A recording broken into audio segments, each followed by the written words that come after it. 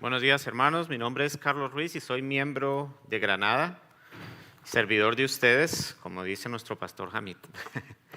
Les pido, mis hermanos, que me acompañen a leer un pasaje en el libro de Marcos, el capítulo 11, los versículos 1 al 11. Dice así la palabra del Señor. Cuando se acercaban a Jerusalén por Betfagé y Betania, cerca del monte de los Olivos, Jesús envió a dos de sus discípulos y les dijo: vayan a la aldea enfrente de ustedes y tan pronto como entren en ella, encontrarán un pollino atado en el cual nadie se ha montado todavía. Desátenlo y tráiganlo. Si alguien les dice: ¿por qué hacen eso?, digan: el Señor lo necesita y enseguida lo devolverá acá. Ellos fueron y encontraron un pollino atado junto a la puerta, afuera en la calle, y lo desataron. Y algunos de los que estaban allí les dijeron: ¿qué hacen desatando el pollino? Ellos les respondieron, tal como Jesús les había dicho, y les dieron permiso. Entonces trajeron el pollino a Jesús y echaron encima sus mantos, y él se sentó sobre él. Muchos tendieron sus mantos en el camino y otros tendieron ramas que habían cortado de los campos. Los que iban adelante y los que lo seguían gritaban: Hosana, bendito el que viene en el nombre del Señor. Bendito el reino de nuestro padre David que viene. Hosana en las alturas. Jesús entró en Jerusalén y fue al templo, y después de mirar todo alrededor salió para Betania con los 12 discípulos, siendo ya avanzada la hora. Oremos, hermanos. Padre nuestro, Dios nuestro, te damos infinitas gracias, Señor, por tu palabra, y te damos gracias por esta gran oportunidad que nos brindas de poder discutir sobre tus asuntos, Señor. Danos, Padre, corazones que entiendan el significado de este momento en la vida de nuestro Señor. Y sobre todo, Padre, danos también a nosotros entendimiento para saber lo que significa esto para nosotros hoy. Padre, que ni mis pecados, ni mis prejuicios, ni mis imperfecciones, Señor, afecten en alguna manera el mensaje santo que tú tienes para nosotros hoy. Te pedimos estas cosas, Señor, en el nombre de nuestro Padre Jesús. Amén. El título que le hemos dado esta semana a nuestra Semana Santa ha sido Jesús, el pan de vida. Y a medida que vayamos avanzando en esta Semana Santa nos iremos dando cuenta del por qué nosotros hemos dado este título a nuestra Semana Santa. Los invitamos, hermanos, a que nos acompañen, como decía Sandra, a todas las celebraciones que vamos a tener. Vamos a celebrar el Jueves Santo, se va a celebrar en esta iglesia, va a ser en inglés, pero ustedes pueden también asistir, no hay problema. Lo mismo el Viernes Santo tendremos nuestra celebración en español en el templo principal, y obviamente también tendremos nuestra celebración de Domingo de Resurrección o Domingo de Pascua, como lo conocemos algunos de nosotros. Pero la celebración empieza hoy, hermanos. Hoy es justo el domingo anterior a la Pascua y lo conocemos como el Domingo de Ramos. Y esto es lo que estamos celebrando nosotros hoy aquí en Granada juntos. La razón por la cual celebramos el Domingo de Ramos es porque en el Nuevo Testamento, el Nuevo Testamento le dio una gran importancia a un evento especial que ocurrió en la vida y ministerio de Jesús. Este evento se conoce como la entrada triunfal de Jesús a Jerusalén. Y luego, cuando llegamos al capítulo 11 de Marcos, nos damos cuenta que en ese último tercio del libro de Marcos, Marcos enfoca toda la atención de ese tercio de su evangelio, del Evangelio según Marcos, enfoca la atención a los últimos 7 días de la vida de Jesús. Y lo mismo ocurre con los otros escritores de los otros 3 evangelios adicionales. Por ejemplo, Juan le dedica la mitad de su escrito a la semana en que Jesús estuvo a la semana de pasión, como la llamamos, a la semana que estuvo de vida de Jesús. Y lo mismo ocurre en los otros evangelios. Si nosotros sumáramos todos los capítulos de los 4 evangelios, nos darían aproximadamente, o creo que exactamente, 89 capítulos. De esos 89 capítulos, 30 de ellos son dedicados a esta última semana de la vida de Jesús. Y lo narra los cuatro evangelios unidos narran con lujo de detalles todo lo que sucedió durante esta semana, que comienza precisamente hoy con la entrada de Jesús a Jerusalén. Otro aspecto supremamente importante que me pareció a mí es que hay solo 3 eventos que son mencionados en los 4 evangelios. Hay solo 3 eventos. Uno es la alimentación de los 5,000, el otro es la resurrección de Jesucristo y el otro es precisamente la entrada triunfal de Jesús a Jerusalén. Se conoce como la entrada triunfal porque los escritores del evangelio entendieron que lo que sucede desde el momento en que Jesús llega a Jerusalén hasta el momento en que Él muere, resucita y asciende al cielo, toda la energía de la promesa de redención de Dios se concentra en este corto periodo de tiempo. El Señor Jesús había estado enseñando la palabra y haciendo milagros por toda Israel, pero ahora se encontraba en el principio del fin de su ministerio en la tierra. Con su entrada en la ciudad de Jerusalén, ese famoso Domingo de Ramos provocaría una reacción en cadena que culminaría con su muerte en la cruz del Calvario durante la fiesta de la Pascua que se celebraba en esa época. Él no llegó a Jerusalén montado en un imponente corcel y rodeado de ejércitos. Él vino montado en un pollino de asna, rodeado de sus discípulos y de una gran multitud que lo aclamaban, pero sin realmente tener un claro entendimiento de cuál era la naturaleza de su reino. Cuando el gran Julio César entró a Roma para gobernar el imperio, él lo hizo con mano de hierro y aplastó a todos los opresores y todas las personas que estaban en contra de él allá en Roma. Pero Cristo entró a Jerusalén para ser condenado a muerte durante esa fiesta por justamente los líderes religiosos de su nación. Y fue durante la fiesta precisamente donde los judíos sacrificaban miles de corderos conforme a la ley mosaica para buscar el perdón de sus pecados. Pero estos corderos obviamente no iban a quitar los pecados de nadie. Tenían que hacer este ritual año tras año.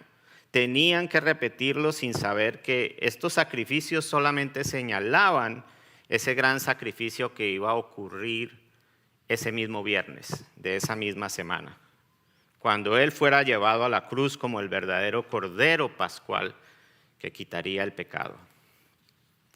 Hermanos, la muerte de Cristo en la cruz es el tema central de toda la Escritura. Es la línea divisoria que separa de los que se salvan de los que se pierden. Es además la línea divisoria entre el cielo y el infierno. Es por eso, sin duda, que los evangelistas le dedicaron tanto espacio en sus escritos a los eventos que ocurrieron en esa última semana. Quisiera que leyéramos de nuevo los versículos 1 y 2 del relato de Marcos y vamos y veamos. Cuando se acercaban a Jerusalén por Betfagé y Betania, cerca del Monte de los Olivos, Jesús envió a 2 de sus discípulos y les dijo: vayan a la aldea enfrente de ustedes, tan pronto como entren en ella encontrarán un pollino atado en el cual nadie ha montado todavía, desátenlo y tráiganlo.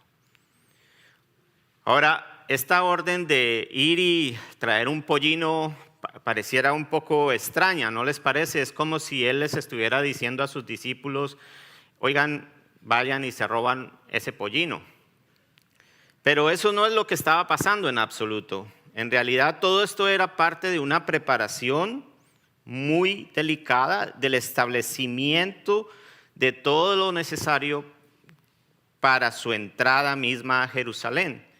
Y según las Escrituras, esto sucedió para que se cumpliera lo dicho por medio del profeta, refiriéndose al profeta Zacarías, hecho 400 años atrás. Miren cómo lo menciona el Evangelio de Mateo. Vamos al Evangelio de Mateo, según Mateo, registrando este mismo evento. Leamos Mateo 21, 4, 5.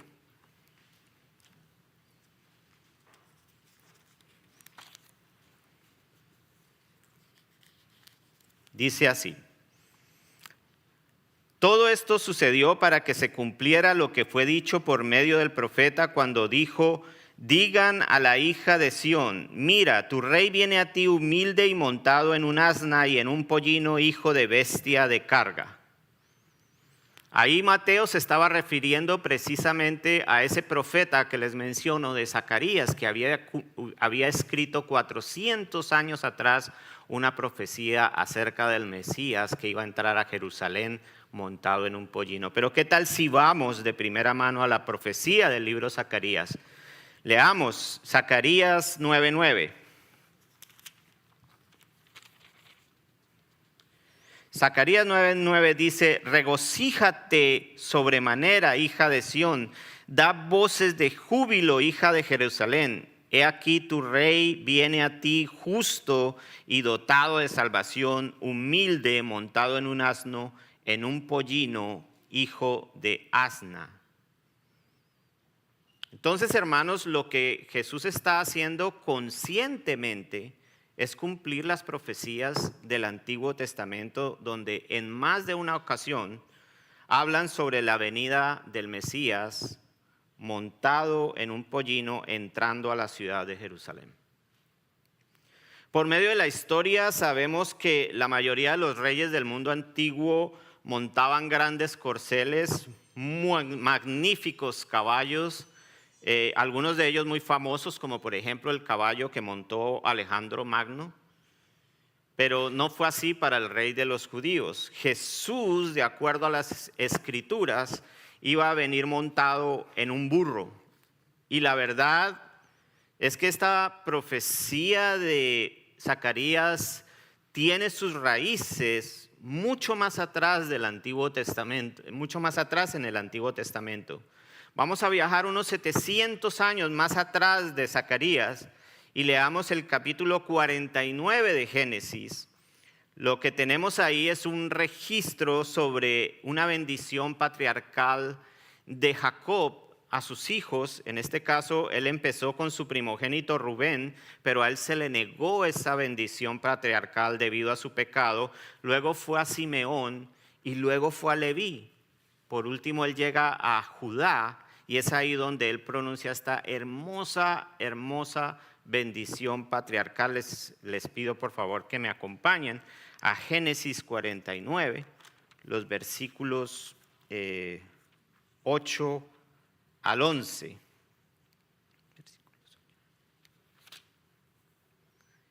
Dice así la palabra del Señor: a ti, Judá, te alabarán tus hermanos, tu mano en la cerviz de tus enemigos, se inclinarán a ti los hijos de tu padre. Cachorro de leones Judá, de la presa, hijo mío, ha subido, se agazapa, se echa como león o como leona, ¿quién lo despertará? El cetro no se apartará de Judá, ni la vara de gobernante de entre sus pies, hasta que venga Silo, o en otras versiones dice, hasta que venga el dueño del cetro, hasta que venga el dueño del cetro y a él sea dada la obediencia de los pueblos. Entonces, como observamos aquí, hermanos, estaba muy profundamente arraigado en la conciencia judía del Antiguo Testamento la imagen de una futura esperanza de un rey entrando a Sión, montando en un burro como el Mesías venidero. En esos tiempos el caballo simbolizaba tiempos de guerra y el asno tiempos de paz. Entonces, el uso que Jesús hizo aquí de un asno fue para significar que él era el príncipe de paz, más bien que un rey de un ejército. Y ahora Marcos continúa su relato y nos muestra cómo Jesús instruye a sus discípulos y les dice: id y tomad ese pollino que está atado allí, desatadlo y traédmelo. Una de las prerrogativas que tenían los reyes de ese tiempo, una de los perks, como dirían los americanos, es que el rey podía ordenar montar una bestia de carga cada vez que lo necesitara. Y aquí Jesús, como el rey que es él, ejercita ese derecho y ordena a sus discípulos que vayan a buscar ese pollino. Y aquí hay un detalle adicional que de pronto ya todos los más perspicaces de aquí de nuestra iglesia lo notaron, y es que este pollino nunca había sido montado. Los burros de carga, igual que los caballos, debían ser domados para convertirlos en bestia de cargas funcionales, pero el principio de la historia judía era que a nadie se le permitía montar el caballo del rey o montar el burro del rey en este caso. Solo el rey podía montar en él. Es por eso que Jesús lo especifica. Él dice: traedme un pollino que nunca haya sido montado. Esto es porque este era el pollino preparado para el rey. Y él dice: si alguien os dice, ¿por qué hacéis esto?, decirle: el Señor lo necesita. Ahora, cuando Jesús dice el Señor lo necesita, Marcos usa ahí una palabra griega muy interesante, la conocemos muchos de nosotros. Usa la palabra griega kurios. Y esa palabra tiene varias aplicaciones. Una puede ser Señor, otra puede ser maestro o rabí, pero la otra aplicación que tiene es para un nivel mucho más alto, un significado más exaltado, como por ejemplo Dios de dioses o Rey de reyes o el Yahvé. Y aquí Jesús lo usa para mencionarse a sí mismo. Él no está simplemente diciendo: vaya, dígales que el maestro, el de ya saben, el de Nazaret, manda por el burro. No, él lo que está diciendo es: díganles que el soberano, el rey de los judíos, requiere ese burro, e inmediatamente lo enviarán acá. Y Marcos realmente nos relata que así fue exactamente como sucedió. Los discípulos hallaron el pollino justo atado donde Jesús les había dicho, en las entradas del pueblo, como Jesús los había mencionado, y efectivamente personas le preguntaron: bueno, ¿y ustedes por qué están desatando el pollino? Y ellos le respondieron tal cual Jesús les había dicho: el Señor lo necesita. Y estas personas dejaron traer el pollino. Aquí hay dos cosas bien interesantes, hermanos, que deberíamos notar, y es que el Señor no le dio ninguna explicación adicional a los discípulos. ¿Y saben por qué? Pues porque Él es el Señor y ellos simplemente debían obedecer. Nosotros a veces usamos palabras como gracia, como mi Señor, como yo soy tu siervo, y realmente no le damos la importancia, o a través del tiempo se ha ido perdiendo el verdadero significado de estas palabras. Pero ¿de verdad, hermanos, creemos que el Señor es el Kurios, el Dios de dioses, que el Señor Jesucristo es el Todopoderoso? ¿Realmente creemos eso nosotros? Cuando Él nos da una orden, por extraño que nos parezca, nosotros debemos obedecer, aunque no tengamos ni la menor idea de lo que Él está haciendo y por qué simplemente tenemos que obedecer. Porque Él es el Señor. Pero la verdad es que no lo hacemos. Lo segundo que podemos ver claramente es que Jesús está haciendo aquí uso de su omnisciencia. Él sabía, omnisciencia, perdón, siempre lo pronuncio mal, omnisciencia. Y es que Él sabía dónde exactamente estaba el pollino.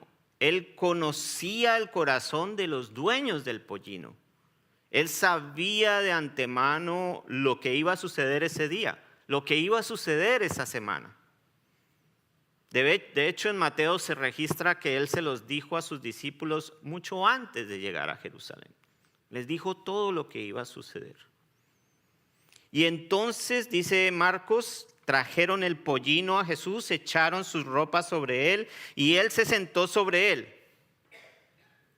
Ahora, tengamos en cuenta este detalle de que cuando los discípulos le trajeron el burrito a Jesús, sus discípulos tomaron sus vestidos exteriores, sus capas, y las pusieron sobre el lomo del burro como para hacer una especie de silla para Jesús. Y luego se nos dice en los otros evangelios que el resto de la gente, a medida que Jesús iba caminando encima del pollino, la gente también inmediatamente comenzó a despojarse de sus batas, de sus capas, y las empezaron a colocar en el piso por donde iba pasando Jesucristo con el pollino. De modo que ese domingo de Ramos, cuando Jesús hace su entrada triunfal en la ciudad, el burrito caminaba sobre una alfombra roja, sobre una alfombra creada por la ropa y por las palmas que la gente cortó, según dice en los evangelios, colocadas en el suelo. ¿Se imaginan lo orgulloso que iba ese burrito? Pero esto, hermanos, también tiene sus raíces en el Antiguo Testamento, bien atrás en la historia. Vayamos a Segunda de Reyes 9, versículos 11 al 13. Segunda de Reyes, ¿dónde la tengo por acá? Versículos 11 al 13. Para que tengamos un poquito de contexto, aquí uno de los sacerdotes servidores de Eliseo, del profeta Eliseo, le comunica a un general llamado Jehú que él es el nuevo rey de Israel por mandato de Dios.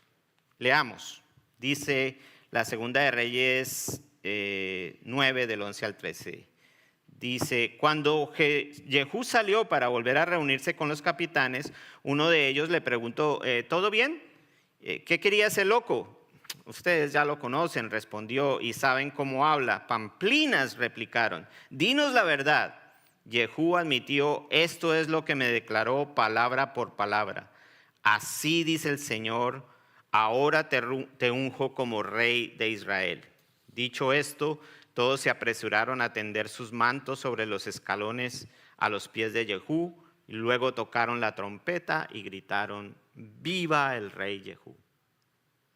Entonces lo que pasó aquí, hermanos, es que los seguidores de Jehú gritaron, Jehú es el rey, y como expresión de admiración, como expresión de respeto y como expresión de sumisión, ellos se quitaron sus vestiduras exteriores y las pusieron en el camino de Jehú, de forma que cuando él iba bajando las escaleras del atrio, estaba caminando sobre una alfombra roja.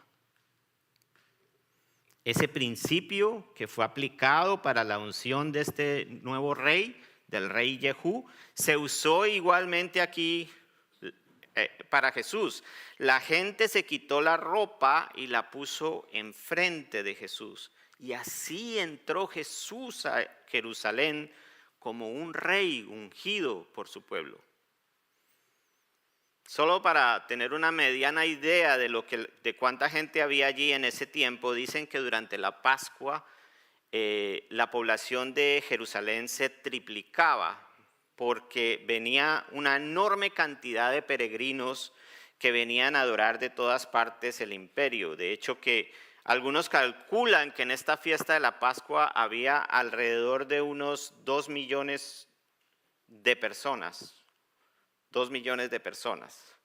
Es decir, que Jesús fue recibido por miles, o por cientos, por miles de personas ese día.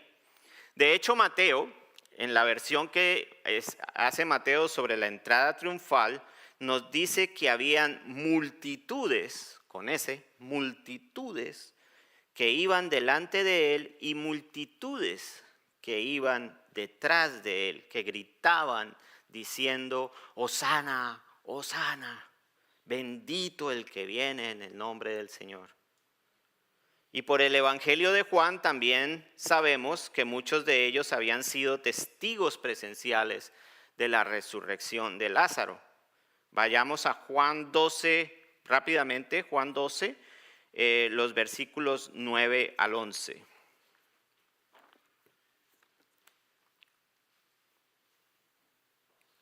Dice, mientras tanto muchos de los judíos se enteraron de que Jesús estaba allí y fueron a ver no solo a Jesús, sino también a Lázaro, a quien Jesús había resucitado. Entonces los jefes de los sacerdotes resolvieron matar también a Lázaro, pues por su causa muchos se apartaban de los judíos y creían en Jesús. Entonces recordemos, hermanos, que Jesús viene de Jericó y para en Betania y visita a Marta, a María, a Lázaro, ¿cierto? Y seguramente allí habían una multitud de personas que fueron a ver a Lázaro resucitado. Esa noticia corrió por todo Israel. Y entonces estas personas pues aprovecharon el viajecito y se fueron para Betania a ver a Lázaro resucitado. Y esas eran las personas que estaban allí. Y se encontraron entonces con Jesús. Y estas mismas personas fueron las que salieron al camino de Jesús hacia Jerusalén, gritando, Hosana, Hosana, bendito el que viene en el nombre del Señor. Lo aclamaban y esta gente que había estado en la casa de María y de Marta y que habían visto a este Lázaro vivo, venían junto con Jesús y algunos ya se habían de pronto adelantado y estaban en la ciudad de Jerusalén. Cuando lo vieron, pues comenzaron a gritar eufóricos. Esta gente, hermanos, estaba literalmente histérica debido a que ellos habían venido esperándolo por cientos y cientos de años. Por fin el Mesías. Y ahora lo veían a él entrando por las puertas, por las calles de Jerusalén. Para hacer un paréntesis, hay algunas diferencias entre los estudiosos en cuanto a cuál es el verdadero significado de la palabra Hosana. Pero la usamos normalmente como un término de exaltación, como un término de adoración. Y de hecho, de esa misma manera fue que se usó en ese momento en las afueras de Jerusalén. Pero la tradición judía dice que la rama de palma no se llamaba rama de palma, sino que se llamaba Hosana.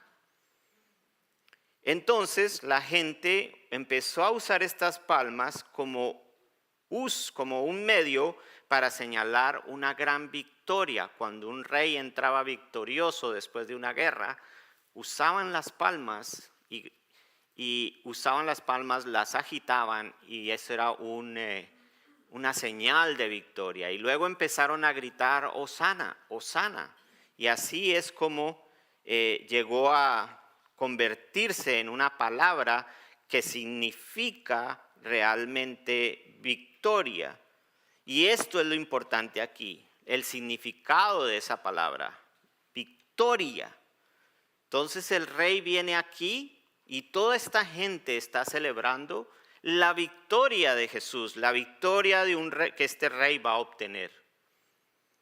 A menudo oímos en algunos sermones o leemos en algunos artículos de lo voluble que era esta masa de personas, de lo voluble que habían sido. porque ahorita estaban gritando Hosana, Hosana, pero pocos días después estaban gritando crucifícalo, crucifícalo. Y los psicólogos tienen una explicación de esto, por supuesto. Los psicólogos siempre tienen una explicación a todo, ¿no? Ellos dicen que si tú quieres ver a la gente enojarse de verdad, si tú quieres ver a las personas enojarse de verdad, simplemente créeles una expectativa y luego no la cumpla.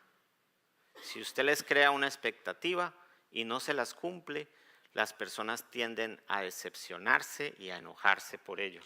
Y yo creo que ese fue el cambio radical que tuvo estas personas. Fue una profunda decepción entre las masas debido a que pues, sus expectativas no se cumplieron. Jesús no fue el rey que ellos imaginaban o anhelaban. Él no venía a liberarlos de los romanos. Pero por ahora tengamos en mente el valor de esa aclamación pública, de esa victoria y la celebración que estaba ocurriendo. Y volvamos por un momento a la versión de Lucas, en el versículo 37, en el capítulo 19, leamos Lucas 19, 37 al 38, Lucas 19, 37 al 38. Dice, cuando ya se acercaban junto a la bajada del monte de los olivos, toda la multitud de los discípulos, regocijándose, comenzó a alabar a Dios a gran voz por las maravillas que habían visto, diciendo, bendito el que viene en el nombre del Señor, paz en el cielo y gloria en las alturas. Hasta ahí, ¿no? Sí.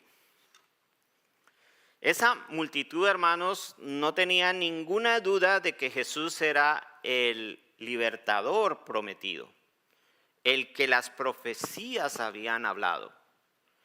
Ellos comenzaron a gritar el Salmo 118, versículo 26 más o menos, donde dice, bendito el que viene en el nombre del Señor, bendito es el reino de nuestro Padre David. Por cientos de años ellos habían gritado esto. En la Pascua fundamentalmente hacían este tipo de aclamación, de alabanza.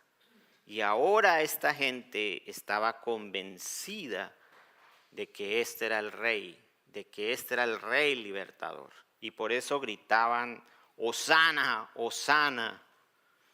En otras palabras, por fin nuestros ruegos fueron escuchados, por fin Dios envió al que ha de salvarnos, por fin el Mesías ha llegado. Y era una euforia total. Si continuamos con ese pasaje de Lucas, los versículos 39 y 40, dice lo siguiente, dice, entonces algunos de los fariseos de entre la multitud le dijeron, maestro, reprende a tus discípulos. Respondiendo él dijo, os digo que si estos callan, las piedras clamarán. Otra vez surge aquí el conflicto con la autoridad religiosa. Ellos están muy enojados con Jesús, ellos lo creen todo un hereje. Es una amenaza para su orden, es una amenaza para sus enseñanzas y reprenden a Jesús. Le dicen, haga callar a sus discípulos. Y me encanta la respuesta que él les da. Les dice, si estos se callan, las piedras clamarán. En el Nuevo Testamento frecuentemente se nos alerta, hermanos, del significado, podríamos llamarlo cósmico, del reinado de Jesús. Y es que Él no es simplemente el líder de un pequeño grupo religioso.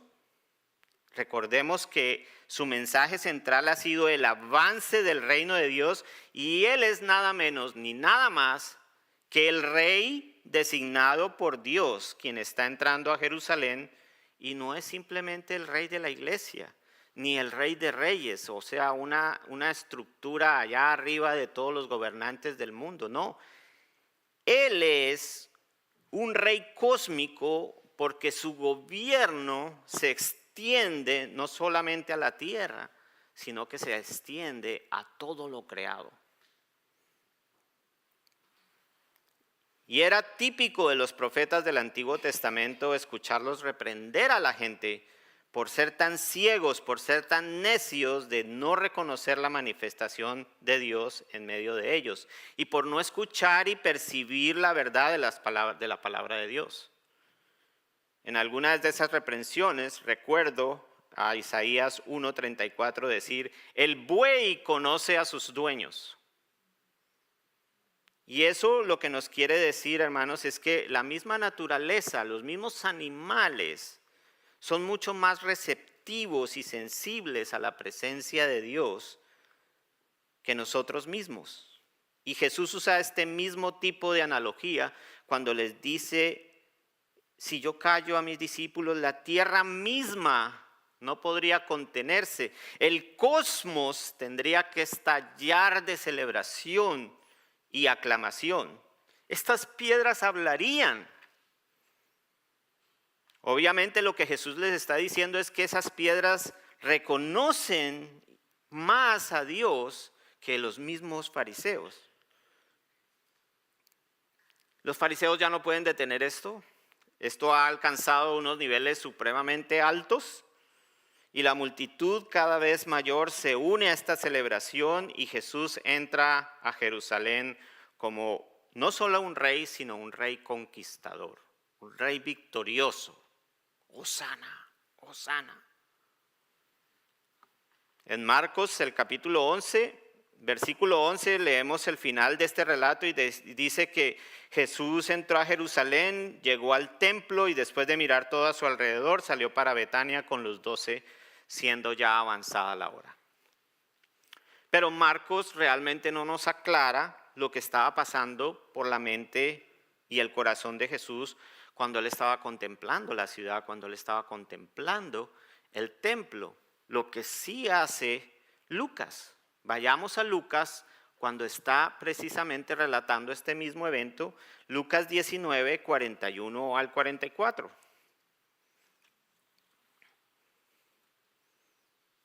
Dice: cuando se acercaba a Jerusalén, Jesús vio la ciudad y lloró por ella. 41, sí. Dijo: ¿cómo quisiera que hoy supieras lo que te puede traer paz? Pero eso ahora está oculto a tus ojos. Te sobrevendrán días que tus enemigos levantarán un muro y te rodearán y te encerrarán por todos lados. Te derribarán a ti, a tus hijos dentro de tus murallas. No dejarán una piedra sobre piedra porque no reconociste el tiempo que Dios vino a salvarte. Lo que nos dice las Escrituras es que Cristo lloró por la ciudad de Jerusalén. Y la palabra griega que se usa aquí es que sollozó con gemidos audibles. O sea, él lloró audiblemente. Se le podía escuchar su llanto. Y lloró por la religión vacía y ritualista de su pueblo. Lloró por la incredulidad de la gente que a pesar de sus aclamaciones tenían un corazón duro como la piedra. A pesar de la alabanza que esta gente pronunció con sus labios, tenían un corazón duro y Cristo sabía eso. Él lloró por toda esa gente y porque unos pocos días más adelante le dirían al procurador romano que fuera crucificado. Pero hay otro punto por el cual él lloró, muy importante también, hermanos, y es que él lloró por las terribles consecuencias que vendría sobre Israel por haber rechazado al rey. Si ustedes me acompañan, fíjense lo que dice: te sobrevendrán días en que tus enemigos levantarán un muro y te rodearán y te encerrarán por todos lados, te derribarán a ti, a tus hijos dentro de tus murallas, no dejarán una piedra sobre piedra porque no reconociste el tiempo en que Dios vino a salvarte. ¿No les parece eso tremendo? Es tremendo, hermanos, porque sabemos que unos 40 años más tarde el general Tito sitió la ciudad de Jerusalén justo en un tiempo de Pascua donde habían muchos peregrinos, la encerró y evitó que entrara comida y agua por muchos días.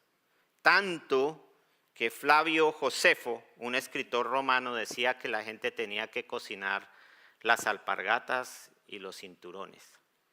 De ahí viene esa costumbre. Hermanos, los soldados romanos más o menos en el mes de septiembre del año 70 entran a la ciudad con una violencia tal que arrasaron con todo, destruyeron el templo y no dejaron piedra sobre piedra, y se dice que murió más de 1 millón de personas ese día o en esa ocasión, y los que sobrevivieron fueron vendidos como esclavos. No es cualquier cosa rechazar al rey, no es cualquier cosa rechazar al Señor. Jesús estaba viendo todo esto mientras contemplaba la ciudad, mientras contemplaba ese templo y la ciudad amada. Lloró por esa incredulidad y por la dureza de ese pueblo, que un momento antes lo había aclamado con tanto entusiasmo para que entrara al rey a Jerusalén. Y cuando yo leí este texto, hermanos, yo me preguntaba qué sentiría Jesús si estuviese en muchas iglesias cristianas hoy. ¿Qué sentiría Jesús en medio de las alabanzas y las aclamaciones que se escuchan en nuestras iglesias? La verdad, hermanos, es que podemos ser muy emocionales en las alabanzas y tener un corazón, pero tener un corazón que se rehúsa a someterse a la voluntad de Dios. Podemos alabarle cada domingo, pero una vez que salimos, una vez que cruzamos esa puerta, Jesús deja de ser el rey y nosotros nos convertimos en el rey de nuestras vidas. Aunque también tengo que decirlo que se puede ser intensamente emotivo en la alabanza y tener un corazón obediente, tener un corazón sumiso, que reconoce a Jesús como el verdadero rey de nuestras almas. Porque es que el problema, hermanos, no está en la emoción. El problema o la pregunta es si mis emociones, como dirían algunos compañeros cubanos, machean con mi sometimiento. Emoción, sometimiento. Esa es la pregunta, hermanos, que debemos hacernos hoy. Mi ruego hoy, hermanos, es que el Señor no permita que nosotros seamos como esa multitud, que el Señor nos ayude para que no seamos culpables de poner delante de Él nuestros mantos, de ondear nuestras palmas y entonar nuestras aclamaciones de alabanza, pero que tengamos un corazón vacío de verdadera devoción, porque se puede hacer esas cosas, hermanos, podemos hacer eso. Oremos juntos porque el Señor nos libre de eso. Roguemos que Cristo sea recibido hoy aquí en Granada, en medio de nosotros, como el verdadero Rey. El verdadero Rey de nuestros corazones. Roguemos que nosotros podamos llegar delante de Él arrepentidos de nuestros pecados y con una disposición gozosa de someternos a su santa y perfecta voluntad, no obligatoriamente.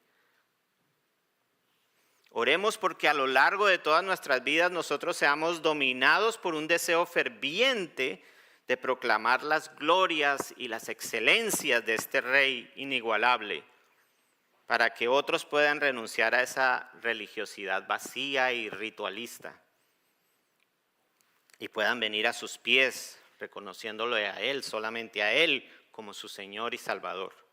Hermanos, si hay algo que podemos aprender de este pasaje, es que hay un Rey que es superior, infinitamente mayor a lo que tú y yo podamos ser. Y un reino que es mucho más grande que los reinos personales. Jesucristo es el Rey y debe ser aclamado como Rey, obedecido como Rey y servido como Rey. Y debe ser glorificado como Rey, porque solo Él es el Rey. Y algún día regresará. Y hay de aquellos, dicen las Escrituras, que no reconozcan a Jesús como Rey de Reyes y Señor y señores. La desgracia de rechazar a Cristo sigue siendo tan terrible hoy como lo fue en ese tiempo. Pidámosle que nos ayude a vencer nuestra propia natural indisposición a someternos a Él. Pidámosle a Él, Él es el poderoso y solamente Él puede hacer eso por nosotros. Pidámosle que Granada hoy, Domingo de Ramos, pidámosle que hoy únicamente Él sea alabado como Rey, que sea alabado por hombres y mujeres que han entregado a Cristo su corazón y lo tienen realmente como el Rey que es. Cantémosle, Hosana, Hosana, bendito el que viene en el nombre de Jesús. Oremos. Señor Padre, Señor nuestro, te reconocemos, Señor, hoy como ese Rey victorioso, como ese Rey cósmico, regidor de todo lo creado. Ayúdanos, Padre, a someter nuestras vidas a tu voluntad. Libéranos, Señor, de nuestro orgullo y de no reconocer tu poderío y soberanía sobre nosotros. Padre, ablanda nuestros corazones endurecidos por el pecado. Transfórmanos para que seamos verdaderos adoradores. Te alabamos, oh Padre santo y amoroso. Gracias por venir como hombre y por morir en esa cruz del Calvario, para pagar por los pecados de los que por fe y solo por fe en ti hemos sido redimidos. A ti, Señor, sea toda la gloria, sea todo el honor. Te cantamos Hosana, bendito el que viene en el nombre del Señor. Amén. Amén, muchas gracias. Quiero invitarlos para que allí donde están preparen sus